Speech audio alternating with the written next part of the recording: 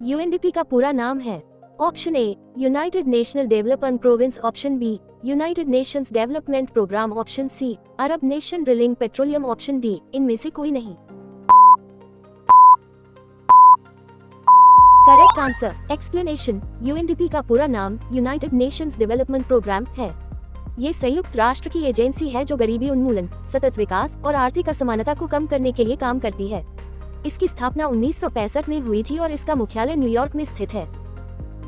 किस प्रधानमंत्री का जन्म एक ऐसी तिथि को हुआ है जो 4 वर्षों पर आती है? Option A Morarji Desai, option B Atal Bihari Vajpayee, option C Chaudhary Charan Singh, option D Lal Bahadur Shastri.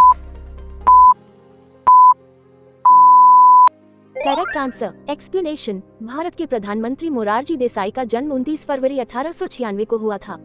29 फरवरी एक लीप वर्ष तिथि है जो हर 4 वर्षों में एक बार आती है। जनसंघ की स्थापना किस वर्ष हुए? Option A 1951, option B 1950, option C 1952, option D 1953। Correct answer explanation. Bharatiya Jana Sangh भारतीय जनसंघ की स्थापना 21 अक्टूबर 1951 को हुई थी। जनसंघ एक हिंदू राष्ट्रवादी राजनीतिक दल था जिसे श्यामा प्रसाद मुखर्जी ने स्थापित किया था। ये पार्टी बाद में भारतीय जनता पार्टी बीजेपी में परिवर्तित हो गई। निम्नलिखित संविधान संशोधन में से कौन संसद में पक्ष परिवर्तन करने से निषिद्ध करता है? ऑप्शन ए 52वां, ऑप्शन बी 53वां, ऑप्शन सी 55वां, ऑप्शन डी 63वां।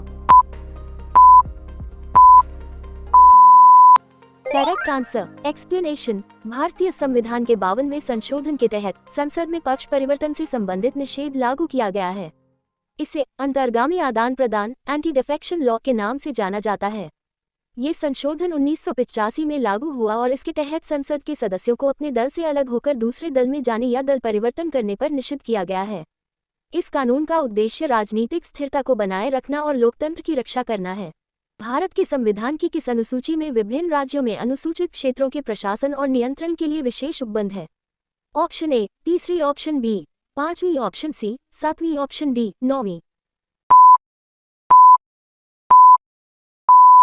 Correct answer explanation. भारत के संविधान की 5वीं अनुसूची 5th शेड्यूल में विभिन्न राज्यों में अनुसूचित क्षेत्रों के प्रशासन और नियंत्रण के लिए विशेष उपबंध है। यह अनुसूची अनुसूचित क्षेत्रों के प्रशासनिक नियंत्रण और उनकी स्वायत्ता के लिए प्रावधान करती है ताकि इन क्षेत्रों में आदिवासियों के अधिकारों और हितों की रक्षा की जा सके। भारतीय संसद के दोनों सदनों के संयुक्त अधिवेशन का सभापतित्व कौन करता है? ऑप्शन ए भारत के राष्ट्रपति, ऑप्शन बी लोकसभा अध्यक्ष, ऑप्शन सी भारत के महान्यायवादी, ऑप्शन डी भारत के उपराष्ट्रपति। Correct answer explanation. लोकसभा का अध्यक्ष संयुक्त बैठक की अध्यक्षता करता है। अध्यक्ष की अनुपस्थिति में लोकसभा का उपाध्यक्ष इसकी अध्यक्षता करता है और उसकी अनुपस्थिति में राज्यसभा के उपाध्यक्ष द्वारा बैठक की अध्यक्षता की जाती है। राज्यसभा में अधिकतम कितने सदस्य होते हैं? Option A 250, option B 300, option C 150, option D 50। Correct answer explanation. Rajya Sabha में अधिकतम 250 सदस्य होते हैं। इनमें से 238 सदस्य राज्यों और संघ शासित प्रदेशों द्वारा चुने जाते हैं, जबकि 12 सदस्य राष्ट्रपति द्वारा नामित किए जाते हैं। संघ लोक सेवा आयोग के अध्यक्ष की नियुक्ति कौन करता है? ऑप्शन ए संसद, ऑप्शन बी प्रवर समिति, ऑप्शन सी भारत के मुख्य न्यायाधीश, ऑप्शन डी राष्ट्रपति।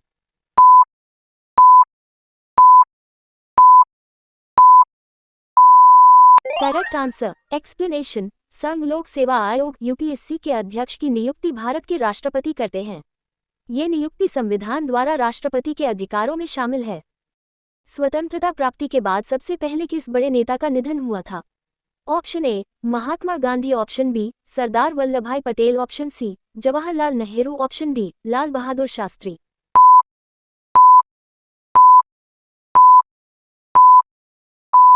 Correct answer explanation. स्वतंत्रता प्राप्ति के बाद सबसे पहले बड़े नेता महात्मा गांधी का निधन हुआ था। उनका निधन 30 जनवरी 1948 को हुआ। भारत ने अपने पहले क्रिकेट टेस्ट मैच कब खेला? Option A 1932, option B 1930, option C 1933, option D 1940।